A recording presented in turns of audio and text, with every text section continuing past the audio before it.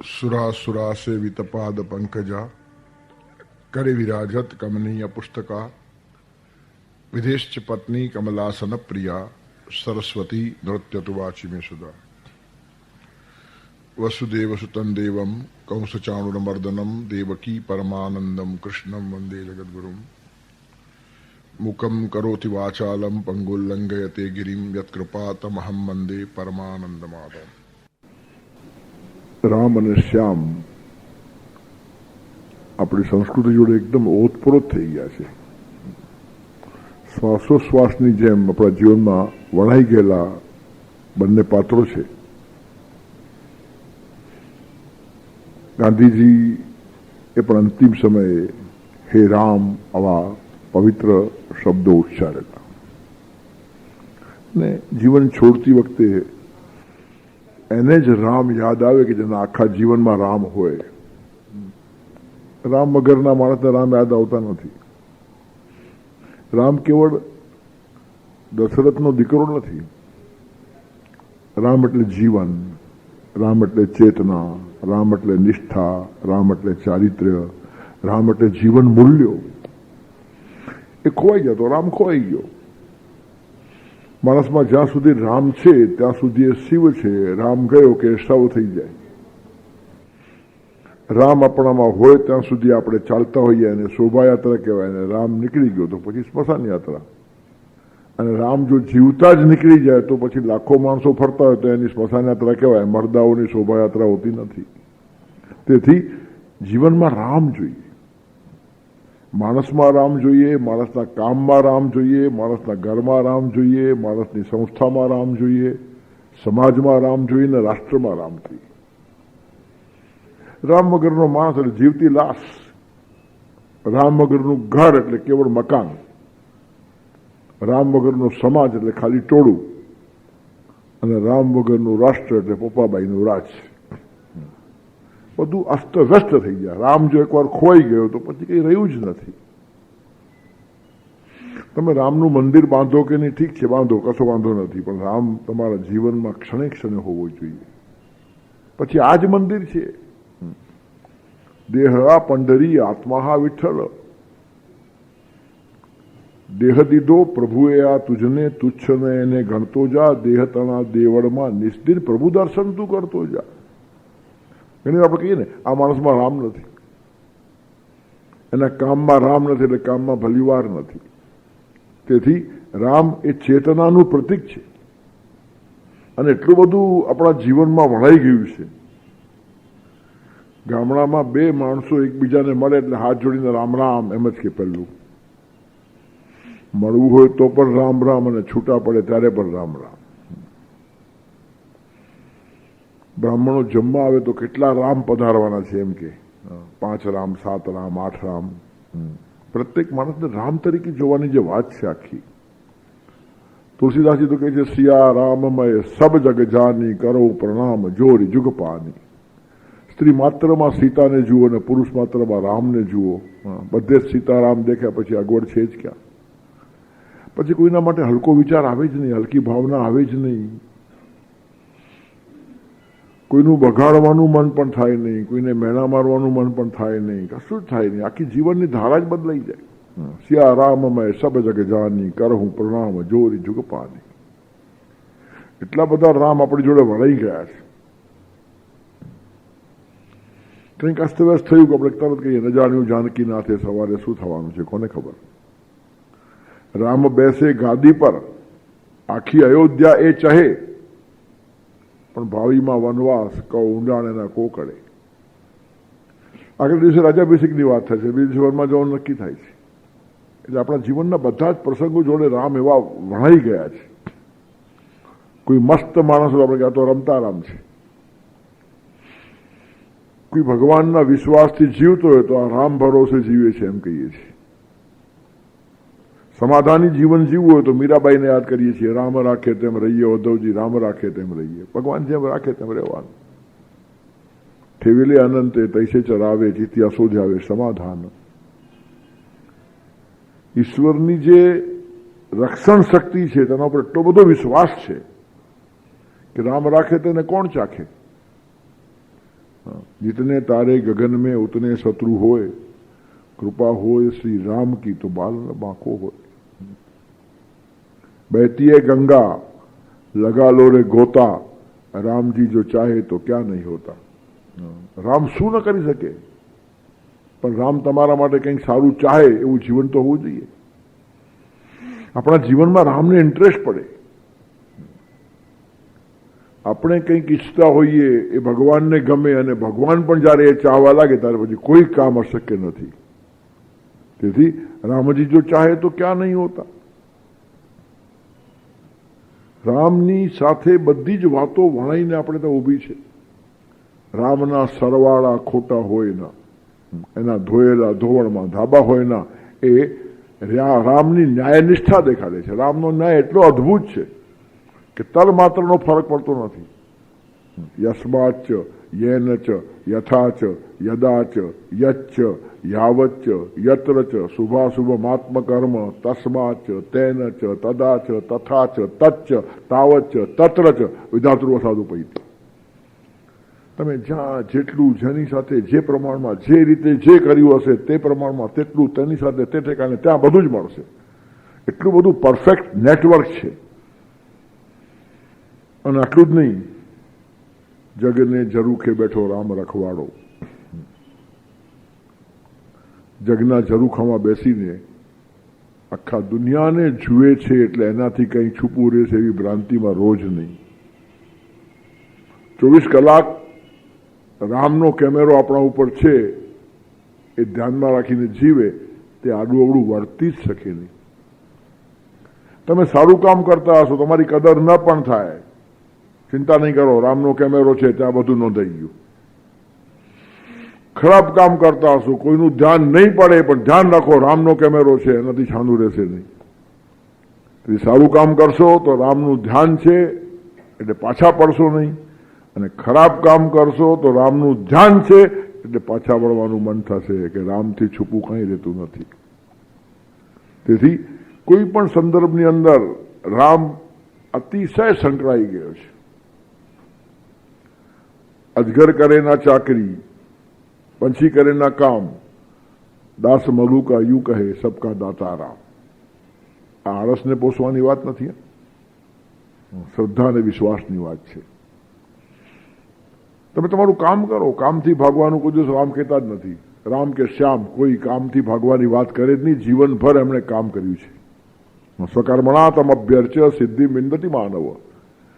તમને તમારા કર્મોથી જ સિદ્ધિ મળશે અને કર્મ દ્વારા જ ભગવાનની પૂજા કરો। અને હું તો આગળ વધીને કહું છું કે આળસુ માણસોની પ્રાર્થના સાંભળવા માટે ભગવાન પાસે બિલકુલ ફુરસદ નથી।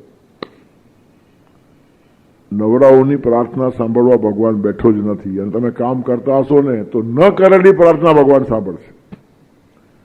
એટલું બધું કામ કરો, કદાચ પ્રાર્થના કરવા ટાઈમ પણ ન મળે ને તો પણ તમારી પ્રાર્થના ભગવાનને પહોંચી ગઈ। અને કામ કર્યા વગર જો પ્રાર્થનાઓ કરશો ક્યાંથી પહોંચશે? શેક્સપિયર લખે છે, my words fly up and my thoughts remain below and words without thoughts can never to heaven go. જે તમારી વાતો છે એની પછવાડે કાર્યનું પીઠબળ નહીં હશે તો એ ભગવાન સુધી વાતો પહોંચતી નથી। તેથી ભગવાન બધાની જ ચિંતા કરે છે, બધાને જ આપે છે। લેને વાલે કરોડ, દેને વાલા એક રામ। લેનારા કરોડ હોય, આપનારો એક રામ છે, પણ થાકતો નથી ક્યારેય।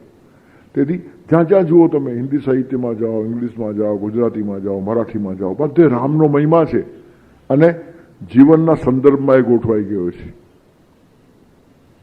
થાકી જાય તો એ માણસ હે રામ બોલે, કામે લાગ્યો તો પહેલા ભગવાનને યાદ કરે, ચિંતા થાય તો પણ હે રામ હવે શું થશે, કમસે કમ એ બાને પણ ત્યાં ધ્યાન જાય। પણ બને ત્યાં સુધી રામનું નામ જેટલું ઉત્સાહથી લેવાય એટલું સારું।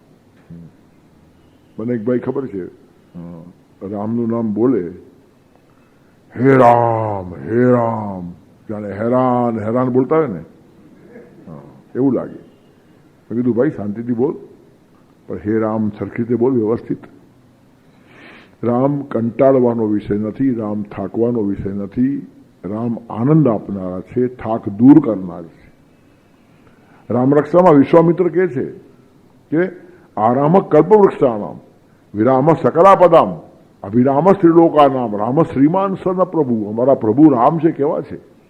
આરામ કલ્પવૃક્ષાણામ, કલ્પવૃક્ષોનો બગીચો છે આરામ. આમ પણ તમને આરામ ભગવાનના ચરણોમાં જ મળે. તમે જ્યારે જ્યારે થાકશો તો આરામ ક્યાં મળશે? ભગવાન પાસે છે.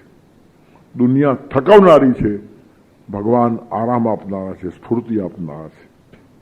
રાતના માણસ સુઈ જાય ત્યારે ક્યાં જાય? ભગવાનના ખોળામાં જ જાય છે. રાતના આપણે ક્યાં જઈએ છીએ તે કોઈને ખબર નથી. ભલે 80 વર્ષ જતા હોઈએ રોજ, પણ ખબર નહીં ક્યાં ગયા હતા. ઠેકાણે હતા નહીં, આપણને કશું યાદ નથી. નામ યાદ નહીં, સરનામું યાદ નહીં, ડિગ્રીઓ યાદ નહીં, બેંક એકાઉન્ટ યાદ નહીં. આવી રીતનું માણસ ખોવાઈ જાય છે અને સવારના સ્ફૂર્તિ મેળવીને પાછો આવે છે. તો પછી ગામઠી ભાષામાં ભગવાનના ખોળામાં જ ગયા હતા અને ભગવાને હાથ ફેર્યો, સવારના પાછી સ્ફૂર્તિ આવી ગઈ. તીર્થયાત્રા ઉપર જે લોકો જાય છે ને, 25-30 માઇલ ચાલે પછી એવા થાકી જાય, એકવાર બેઠા પછી ઉઠાય નહીં. જે કામ કરવું હોય પતાવીને પછી જ બેસે, પછી પગ સાથ નથી આપતા ઉઠવામાં. પણ એ માણસ સૂઈ જાય, સવારના ઉઠે, પાછો 30 માઇલ ચાલે. તો એક ડગલું પણ ચાલવાની હિંમત નહીં હતી. રાતના એવો કયો જાદુ થયો કે પાછી શક્તિ આવી ગઈ? એનું કારણ રામ પાસે આરામ મળે છે. અને આરામનો એક અર્થ છે બગીચો. આરામક કલ્પવૃક્ષ આરામ. રામ એક કલ્પવૃક્ષોનો બગીચો છે. એક કલ્પવૃક્ષ મળી જાય તો માણસ ન્યાલ થઈ જાય, તો રામ તો આખો કલ્પવૃક્ષોનો બગીચો છે, ચારે બાજુ કલ્પવૃક્ષ. તમારી જે કંઈ ઈચ્છા હશે તે બધી ભગવાન પાસે પૂરી થશે. હું તો આગળ વધીને કહું કે ઈચ્છા રહેશે જ નહીં, એ ઈચ્છા પૂરી થશે. એટલી જીવનની ઊંચાઈ આવી જાય કે ઈચ્છા જ ખલાસ. અને ઈચ્છા ખલાસ થવી ને સૌથી મોટા મોટી ઈચ્છા છે. ભગવાન પાસે એ માગવા જેવું છે કે ભગવાન મારી એક પણ ઈચ્છા ન રહે, અને તો જ મારા જીવનમાં તારી ઈચ્છા શરૂ થઈ જાય. પછી જે પૂરી થાય તે તારી ઈચ્છા હોય છે, મારી છે જ ક્યાં? રાખું શું અહમ અર્પણમાં, રહ્યો હું જ નથી હવે મુજમાં. અને આવા માણસો પાકે છે.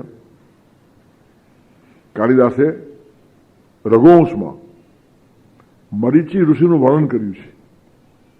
એ આટલી હાઈટના માણસ હતા. એ મરીચી ઋષિ માટે કહે છે, પ્રાણાનામ અનિલેન વૃત્તિ રુચિતા સલ્કલ્પ વૃક્ષે વને. કલ્પવૃક્ષના વનમાં બેસીને પણ આ ઋષિ, મરીચી ઋષિ, વાયુ સેવન કરતા હતા. એક કલ્પવૃક્ષ મળી જાય, તમે જે ઈચ્છા કરો તે હાજર થાય. 56 ભોગ કહો તો 1 મિનિટમાં આવે. ગમે એટલા મકાનો માગો તરત ઊભા થઈ જાય. ગમે એટલી ગાડીઓ માગો, જે માગો તે મળે. પણ કલ્પવૃક્ષના વનમાં રહીને પણ આ માત્ર ખાલી વાયુ સેવન કરે છે. એનું કારણ ઈચ્છા કરું તો મળે, પણ ઈચ્છા કરવા જેટલો પણ નીચે હું શા માટે આવું? જો જીવનની હાઈટ કેવી હોય છે. ઘણી વાર આ વાતો મગજમાં ન ઉતરે કે આ બધા કાલ્પનિક નથી.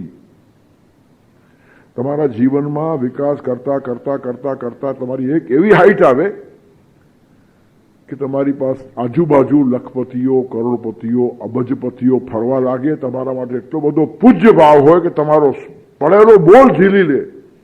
અને તે વખતે પણ જે બોલવા ઈચ્છતો જ નથી એ કલ્પવૃક્ષની વચ્ચે વાયુ સેવન કરે છે. એનું કારણ કોઈકને હું કહું અને એ માણસ કામ કરે તો કંઈ ભગવાન દુબળો છે?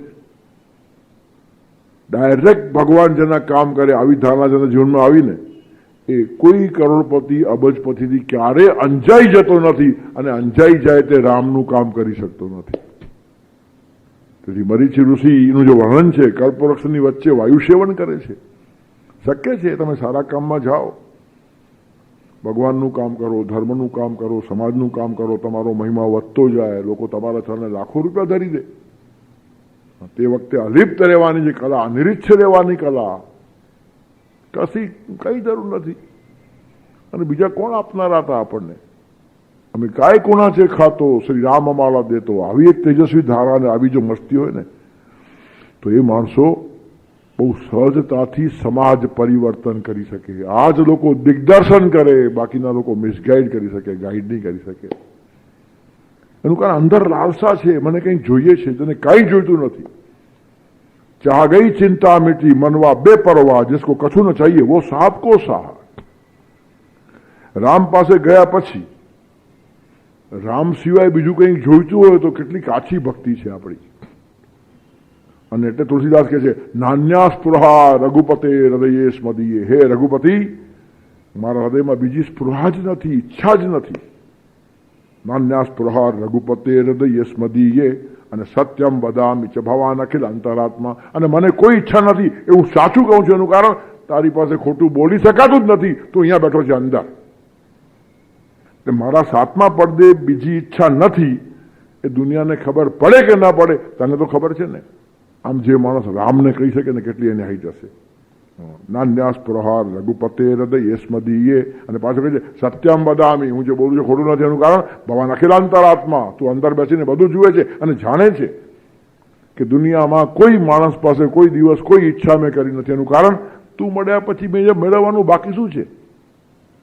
બધા સંતો ભક્તોની આ જ અનુભૂતિ છે. પાયોજી મેને રામ રતન ધન પાયો. રામ રતન ધન મળી ગયા પછી બીજું કયું ધન મેળવવા જેવું છે?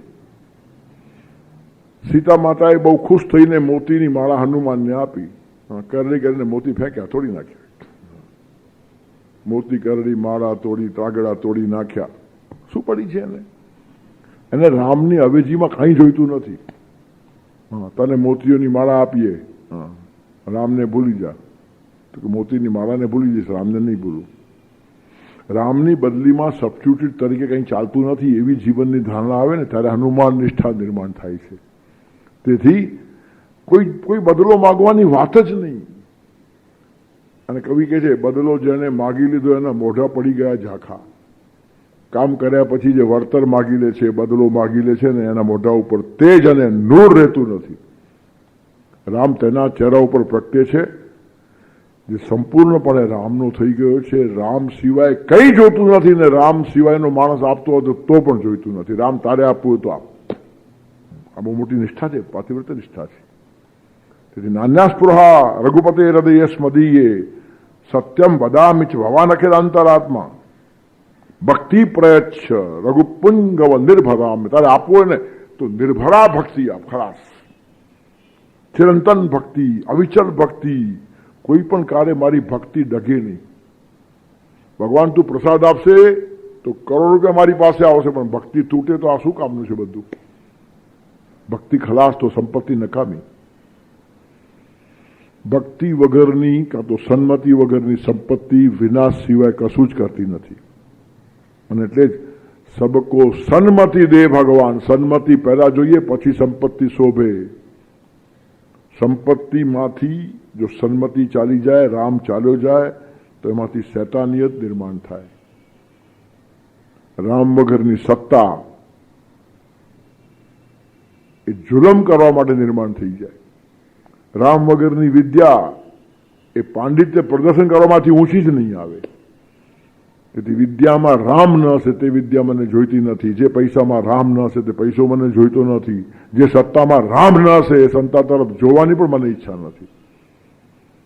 તેથી મારી સત્તાને સ્નેહે શણગારજે એટલું માગું પ્રભુ. તમારી સત્તાને પણ સ્નેહનું આવરણ હોવું જોઈએ. સત્તા મળી છે સેવા કરવાને માટે, સ્વાર્થ સાધવાને માટે નહીં. એને જ સમજાય જેના જીવનમાં રામની પ્રતિષ્ઠા છે.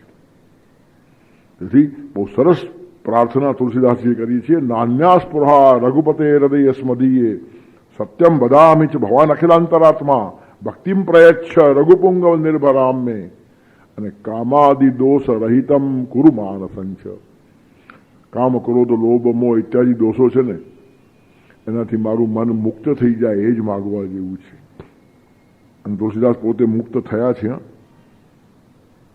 ખૂબ કામી હતા આવું વર્ણન છે. કામમાં લપટાયેલા હતા પણ વિદ્વાન હતા. જાગૃત આત્મા છે. એક ટકોરો કાફી હોય. સાણો તો સમજે છે સાને નાનકડી પણ વાત, અને સમજહીન માનવની પાસે વૃથા બધો બકવાસ. જન જાગે તો સવાર નહીં તો ગોર અંધારી રાત. રત્નાવલી એની પત્નીએ એક વાત કીધી કે અસ્થિ ચર્મથી ભરેલો અમારો દેહ છે, એના ઉપર આટલી આસક્તિ છે. એટલી જ આસક્તિ જો રામ માટે થાય ને તો બેડો પાર થઈ જાય. બસ દીવો પ્રગટી ગયો. અને હુલસીનો તુલસી સંત તુલસીદાસ બની ગયો અને એવી રામાયણ આપી જે ઘર ઘરમાં ગુંજતી થઈ ગઈ છે. ત્યારે કહેવાનું તાત્પર્ય શું છે? કામાદિ દોષ રહિતમ કુરુમાન. એની પ્રાર્થના જતી, ભગવાન મારા મનમાંથી કામના કાઢી નાખ, ખલાસ નીકળી ગઈ. અંતઃકરણની જે ખાસ અંદરની ઈચ્છા છે ને એ પૂરી કરવાની જવાબદારી રામની છે. પણ તમારી ઈચ્છામાં સાત્વિકતા હોવી જોઈએ, વિકાસની ભાવના હોવી જોઈએ, ઉર્ધ્વગતિની ઈચ્છા હોવી જોઈએ. એ પ્રાર્થનાને તરત રિસ્પોન્સ મળે છે. ચિંતકો ત્યાં સુધી કહે છે કે તમે ભગવાનના માર્ગે એક ડગલું ચાલશો ને, એક જ ડગલું, તો તમને રિસીવ કરવા 10 ડગલા એ સામે આવે છે. કારણ કે એને બી આપણે એને મળવું છે તો એને આપણને મળવું છે. આપણો બાપ ખોવાઈ ગયો છે તો એનો દીકરો ખોવાઈ ગયો છે. આપણને રામ જડતો નથી અને એ આપણને ગોત્યા કરે છે. અને દુનિયા આખીને મળવાની આપણને ફુરસદ છે, એને મળવા જ આપણને ટાઈમ નથી. એટલે કહેવાનું તાત્પર્ય શું છે કે સાત્વિક ઈચ્છા ને સરસ પ્રતિસાદ ભગવાનનો હંમેશા મળતો હોય છે.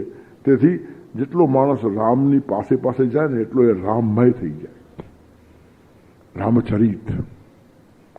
રામ મર્યાદા શીખવાડે છે, શ્યામ મસ્તી દેખાડે છે. મર્યાદા અને મસ્તી બંનેનો જીવનમાં સમન્વય જોઈએ. અને બંને પોતપોતાનું મિશ્ર લઈને આવ્યા છે. આપણી પાસે 2 દિવસ છે. આજે રામનો વિચાર કરશું, કાલે શ્યામનો વિચાર કરશું. પણ બંને વિષ્ણુના અવતાર છે. રામ પણ વિષ્ણુનો જ અવતાર અને શ્યામ પણ વિષ્ણુનો જ અવતાર. પણ નવા નવા રૂપે નવા નવા કામ કરવા આવે ત્યારે પોતાનું એક મિશન અને પોતાનું કાર્યક્ષેત્ર જુદું હોય તેને અનુરૂપ જીવી દેખાડે. એનું કારણ સમાજની સામે એક આદર્શ ઊભો કરવાને માટે અવતારો આવતા હોય છે. તેથી રામે ઘણી બધી વાતો આપણને શીખવાડી છે. રામ સૂર્યવંશી છે, સૂર્ય તેજસ્વી છે, રામ પણ તેજસ્વી છે. સૂર્ય સવારના ઉગે ત્યારે લાલ અને આથમે ત્યારે લાલ. રામ પણ કોઈ અવસ્થામાં ગમે તે અવસ્થા હશે, રાજ્યાભિષેક થવાનો હોય તો પણ ચહેરા ઉપર એ જ લાલી, અને વનમાં જવાનું હોય તો પણ ચહેરા ઉપર એ જ લાલી છે. જેની ચહેરા ઉપર લાલી જતી નથી. સુખ મળે અને છકી જાય, દુઃખ મળે ને ભાંગી જાય, તેવા લોકોના જીવન ચરિત્રો શું લખવાના હોય? કોઈ વાલ્મીકીને પૂછ્યું કે તમને રામનું જીવન ચરિત્ર લખવાનું મન કેમ થયું? ત્યારે બહુ આ જ વાત કીધી એમણે. આઉતસ્ય અભિષેકાય વિસૃષ્ટસ્ય વનાય છે નમયા લક્ષિતમ તસ્ય સ્વલ્પોપ્યાકાર વિબ્રમઃ. એને રાજાભિષેકને મને બોલાવવામાં આવ્યો અને પછી વનમાં જવાનું કહેવામાં આવ્યું. પરસ્પર વિરોધી આજ્ઞાઓ. રાજ્યાભિષેક એટલે હિમાલયના ટોચ પર બેસવાનું અને જંગલમાં જવાનું, વનવાસમાં એટલે તળેટીમાં ફેંકી દેવાનું. પણ આ બંને વખતે નમયા લક્ષિતસ્ય સ્વલ્પોપ્યાકાર વિભ્રમ. રામના ચહેરા ઉપર એક રેખા બદલાઈ નથી. મને એમ થયું આવા ચરિત્રો સમાજ સામે મૂકવા જોઈએ કે અગવડમાં અને સગવડમાં અડીખમ કેમ ઊભા રહેવાનું છે. તેથી રામચરિત્ર લખાયું છે. તેથી સૂર્ય પાસેથી શિક્ષા અને દીક્ષા રામે લીધી છે. ખાલી સૂર્યવંશ કુળનું વર્ણન કરવાથી મોટા થવાતું નથી. રઘુકુળ રીત સદા ચલી આઈ, પ્રાણ જાય અરુ બચન ન જાય એમ બોલીએ અને સવાર સાંજ રોજ ખોટું બોલતા હોઈએ તો ફાયદો શું? ખાલી આપણને ચોપાઈ મોઢે છે. રઘુકુળ રીત સદા ચલી આઈ, પ્રાણ જાય અરુ બચન ન જાય. પણ પ્રાણની જ કિંમત છે, વચનની કિંમત નથી. વચન તો બીજું આપી શકે, પ્રાણ ક્યાં બીજા મળશે? તેથી રોજ જે વચન ભંગ કરે, અસ્તવ્યસ્ત જીવે, તેનું લઘુકુળ હોય તો પડે લઘુકુળનો માણસ છે. લઘુકુળ રીત સદા ચલી આઈ, વચન જાય પણ પ્રાણ ન જાય. વચન તો બીજું અપાય. તેથી આપણે શું કરીએ છીએ કે રામની કથા સાંભળીએ, રામના નામનો જપ કરીએ, પણ રામને જીવનમાં ઉતરતા અટકાવીએ છીએ. પરોક્ષ આપણને ખબર ન પડતા રામ આપણા જીવનમાં ન આવે તેના સિસ્ટમેટિક પ્રયાસો આપણે કરતા હોઈએ છીએ. કેટલી મોટી આત્મવંચના છે. બોલ્યા કરવાનું રામ રામ અને રામ સ્પર્શી ન જાય જોવાનું. અને જેથી એવી કહેવતો પણ આવી છે કે મુખ મેં રામ ઓર બગલ મેં છુરી. એ ક્યાંથી અહીંયાથી આવ્યું. રામ નામ જપના પરાયામાં લપના, રામ નામ જપના પરાયામાં. રામ નામનો જપ કરો, લોકો વિશ્વાસ કરે, પછી એના પૈસા પડાવી દેવાના. કારણ કે વિશ્વાસ કરે તો જ વિશ્વાસઘાત કરી શકાય ને. તેથી રામનું નામ લઈને સમાજમાં વિશ્વાસ ઉભો કરવાનો અને પછી ધનનો રાશિ એકઠો કરી લેવાનો. રામ નામે રમનારા માણસો પણ છે. તેથી આ બધી જ વાતોમાં રામ દેખાય છે આપણને. રામ નામ જપના પરાયામાં લપના. નામ લેવું છે રામનું, જપ કરવો છે રામનું, પણ એ બધો ઉપરનો મોહરો હોય છે, ચહેરો જુદો હોય છે. તેથી રામ પાસે જઈને પણ આ માણસ રામ પાસે પહોંચ્યો નથી. હા, મંદિરમાં જવું એટલે રામ પાસે પહોંચવું એમ સમજો નહીં. તમે સત્સંગમાં જઈને પણ સંત પાસે પહોંચશો નહીં જો સત્સંગ સિવાય બીજી વાત માટે ગયા હશો તો. મને ઘણી વાર આશ્ચર્ય લાગે, જાત જાતની વાતો માટે લોકો સત્સંગમાં જાય. સત્સંગમાં જઈએ ને ટાઈમ પસાર થાય. ટાઈમ તો સિનેમા પસાર થાય, સિનેમામાં જવાય. ટાઈમ પસાર કરવા માટે સત્સંગ નથી. સત્સંગમાં જરાક આનંદ આવે, મનોરંજન માટે નથી. આનંદ જરૂર આવે પણ પ્રસન્નતા અંદરની હોવી જોઈએ. મનોરંજન નથી. મનોમંથન વિના સાચું મનોરંજન નથી હોતું.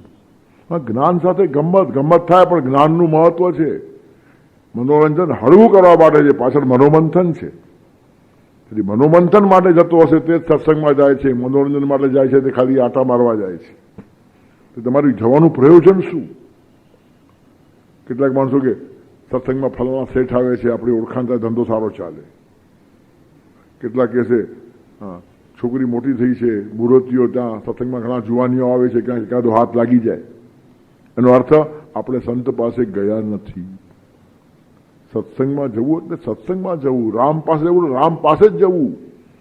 રામના જીવનનો આદર્શ રાખીને કેટલા નજીક પહોંચીએ છીએ એનો સતત અભ્યાસ જે માણસ કરતો હશે ને તે રામ પાસે પહોંચશે નહીં, રામ થઈ જશે.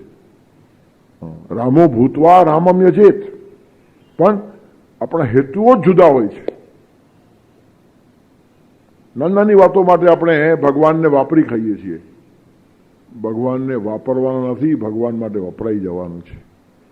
હનુમાનજીએ ભગવાનને સ્પષ્ટ કીધું, મારે થાવું છે સેવક સદા શ્રી રામના. મારે થાવું છે સેવક સદા શ્રી રામના, મારા અંતર વિશેના બીજી કો કામના, બીજી કામના જ નહીં. અને હનુમાન ખરેખર રામને પામી ગયા, રામને આત્મસાત કર્યા. અને રામે એટલી કૃપા કરી કે પ્રત્યેક મંદિરમાં રામની જોડે હનુમાન પૂજાય છે. હું તો ત્યાં સુધી કહું છું, રામ લક્ષ્મણ જાનકી નામ લેવાના, જય બોલો હનુમાન કી બોલો છે ને, આ ત્રણના નામ અને જય હનુમાનની. પ્રભુ ચરિત્ર સુનિબે કો રસિયા, રામ લખન સીતા મન બસિયા. હનુમાન ચાલીસામાં કહે છે કે પ્રભુ ચરિત્ર સાંભળવાનો એટલો રસ છે હનુમાનને, તલ્લીન થઈ જાય. આપણે સાંભળવા જઈએ ત્યાં પર તલ્લીન હોતા જ નથી, ઓચિંતા ક્યાંક નીકળી જઈએ, ખબર પણ નહીં ક્યાં પહોંચી ગયા. તેથી પ્રભુ ચરિત્ર સુનિબે કો રસિયા અને રામ લખન સીતા મન બસ્યા. રામ લક્ષ્મણ સીતા બધાના મનમાં વસી ગયા. અઘરામાં અઘરું કામ છે. કોઈની પાસે બેસવું, આત્મીયતા મેળવવી, પ્રેમ મેળવવો, પણ હૃદયમાં સ્થાન મેળવવું ને અઘરામાં અઘરી વાત છે. અને પાછું સતત સાથે રહીને રામ લક્ષ્મણ જાનકી સાથે સતત રહ્યા છે. અને સતત રહે તે માણસ ઘણીવાર મનમાંથી ઉતરી જાય. અતિ પરિચયાદ અવજ્ઞા. બહુ જનો પરિચય થાય ને એના માટે પછી બહુ ભાવ રહેતો નથી. તેથી કોઈની પછવાડે બહુ પડવું નહીં. હું ઘણીવાર કહું છું, તમે 2-3 મહિને કોઈના ઘરે જાઓ, તમને જમાડે. 8-15 દિવસે જાઓ તો નાસ્તો કરાવે. 2-4 દિવસે એકવાર જાઓ ચા પીવડાવે. રોજ જવા લાગો તો પાણીનો ગ્લાસ મૂકે. અને દિવસમાં 2 વાર જાઓ તો પૂછશે કેમ બીજું કામ નથી, આટા મારો છો. એટલે અતિરિક્ત જ્યારે થાય ત્યારે ભાવ ખલાસ થાય. અને એ જે સામાન્ય નિયમ છે તે હનુમાને ખોટો કરી બતાવ્યો કે સતત સાથે રહીને પણ રામ લખન સીતા મન બસિયા. તેથી આપણે રામ લક્ષ્મણ જાનકીની સાથે હનુમાનની જય બોલાવીએ છીએ, પણ એ ત્રણેયના કામ કરી આપ્યા છે. રામનું કામ કરી આપ્યું છે, લક્ષ્મણનું કામ કરી આપ્યું છે અને સીતાનું કામ કરી આપ્યું છે. રામનું એક બહુ મોટું કામ હનુમાને કરી આપ્યું. રામ અને સુગ્રીવની મૈત્રી હનુમાને કરાવી છે. અને પરિણામે સુગ્રીવ અને એની આખી સેના સીતાની શોધમાં ઉપયોગી થઈ છે. અને આવું કામ કરી આપીશ તે અને હનુમાને સૂર્યને વચન આપેલું. હનુમાને વિદ્યા સૂર્ય પાસેથી મેળવી છે. અને વિદ્યા મેળવ્યા પછી સૂર્યને કંઈક આપવા માંગે. સૂર્ય મને કંઈ જોતું નથી. તો કે નહીં, વિદ્યા મફતમાં લેવાય નહીં, તો પછી પણ નહીં. તો કે ઠીક છે, તું આટલો આગ્રહ કરે છે તો સુગ્રીવ એ મારા વંશનો માણસ છે, તો એને ભગવાન જોડે મેળવી આપશે. કબૂલ. તેથી ગુરુ દક્ષિણા તરીકે રામ અને સુગ્રીવને મેળવી આપવાનું કામ કર્યું છે. હનુમાનનો રામ ઉપરનો ઉપકાર છે. લક્ષ્મણને મૂર્છા આવી છે ને, તે વખતે આખો પાળ લઈ આવ્યા છે, સંજીવની જડીબુટી લાવીને જે મૂકી છે એમાં લક્ષ્મણને જીવન આપ્યું છે. અને લક્ષ્મણને નહીં, રામને પણ આપ્યું છે. એનું કારણ લક્ષ્મણ ન જીવે તો રામ ન જીવે, આવું નક્કી હતું. સહૈવ પ્રવૃત્તિ સહૈવ નિવૃત્તિ. રામ અને લક્ષ્મણ ભેગા જ જન્મ્યા, ભેગા જ મોટા થયા, ભેગી જ જન્મ લીધી, ભેગા જ ભણવા ગયા છે, ભેગા જ લગ્ન થયા છે, ભેગા જ વનવાસમાં ગયા છે અને દુનિયા પણ ભેગી જ છોડી છે. જન્મથી મૃત્યુ સુધી બંને અલગ પડ્યા જ નથી. તો સંજીવની લાવીને જો લક્ષ્મણને જીવતો ન કરે હોત તો રામ પણ જીવત નહીં. લક્ષ્મણ અને રામ ઉપર સાયમલ્ટેનિયસ ઉપકાર હનુમાને કર્યો છે સંજીવની જડીબુટી લાવીને. તેથી લક્ષ્મણનું કામ કર્યું, જાનકી સીતાનું પણ કામ કર્યું છે. અશોક વાટિકામાં સીતા આપઘાત કરવા તૈયાર થઈ હતી. રાક્ષસોના ત્રાસથી કંટાળી ગઈ હતી. કોઈ જ નહીં. બરાબર રાઈટ ટાઈમે હનુમાન પહોંચે છે. અને તે વખતે હનુમાન પાછા પ્રગટ થતા નથી. એનું કારણ કોઈ રામનો મિત્ર છું એમ કોઈ રાક્ષસ પણ રૂપ લઈને આવે મને બનાવવાને માટે. કેટલી સાયકોલોજીનો અભ્યાસ છે હનુમાનનો. હનુમાન ખાલી વાંદરા નહીં હતા, રાજનીતિજ્ઞ હતા, તત્વજ્ઞ હતા, આત્મજ્ઞાની હતા, ઇતિહાસવિદ હતા, ઉત્કૃષ્ટ વક્તા હતા. આવું રામાયણમાં વર્ણન છે. તેથી જોયા કરે છે, આપઘાતનો વિચાર માંડી વાળે. અને ત્યાર પછી હળવેથી રામની મુદ્રિકા ફેંકે છે. અને મુદ્રિકા જુએ છે એટલે સીતા ઓળખે છે કોણ છે, કોણ છે, કોઈ રામનો જ માણસ છે. પછી કૂદીને આવે છે, નમસ્કાર કરે છે કે માતુશ્રી હું આવ્યો છું અને રામે જ મને મોકલાવેલ છે. તેથી રામનું કામ કરનાર, લક્ષ્મણનું કામ કરનાર, સીતાનું કામ કરનાર આવા હનુમાન. આત્મીયતા અને પ્રેમ ટકાવી રાખવો નહીં, વધારતા જવું બહુ જ અઘરું છે. પતિ પત્નીના જીવનમાં પણ આટલો પ્રેમ ઘણીવાર રહેતો નથી. બહુ પાસે રહેવાથી આવું થાય. શરૂમાં જે પ્રેમ હોય તે પછી રહે નહીં. અને એટલે ભગવાન પણ ગીતામાં જુઓ પતિ પત્નીની ઉપમા નથી આપતા. પિતેવ પુત્રસ્ય સખેવ સખ્યુ પ્રિય પ્રિયાયા રસી દેવ સોઢું. પિતા અને પુત્રનો સંબંધ, બે મિત્રોનો સંબંધ, અને એના કરતા શ્રેષ્ઠ સંબંધ કયો? પ્રિયતમ અને પ્રિયતમાનો. એનું કારણ એ જ્યારે પતિ પત્ની થાય છે ને પછી એમાં થોડીક ઓટ આવે છે, ભગવાનને મંજૂર નથી થતી. પ્રિયતમ અને પ્રિયતમા એ મોટી વાત છે. અને આવો જ પ્રેમ હનુમાને સતત રહેવા છતાં ત્રણેય માટે કેળવી દેખાડ્યો અને ત્રણેયનો મેળવી દેખાડ્યો એ મોટી વાત છે. તેથી નાન્યાસ્પૃહાવાળી વાત જે છે તુલસીદાસને પણ લાગુ પડે છે, હનુમાનને પણ લાગુ પડે છે. રામ સિવાય મને કશું જોઈતું જ નથી તો જ તમે રામ પાસે ગયા છો. તમે જેવી રામ પાસે બીજી વાત માગો છો એટલે સાબિત થયું બીજી વાત માટે ગયા છો, રામને વાપરવા છે. તમે કોઈ પણ બીજી વાત માગી કે તમે આગળ થઈ ગયા. સત્સંગમાં જઈને સંતો પાસેથી બીજી વાતો માગશો તો સંતો પાસે ગયા જ નથી, બીજી વાત માટે ગયા છો. મેં ઘણા લોકોને સંતો પાસે માગતા જોયા છે, બાપજી કૃપા કરો ને એક દીકરો આપો, અમારા ઘરે વંશ વારસ નથી. મગાય અને આ બાપજી પાછા આપે છે. કેમ આપતા હશે કોને ખબર.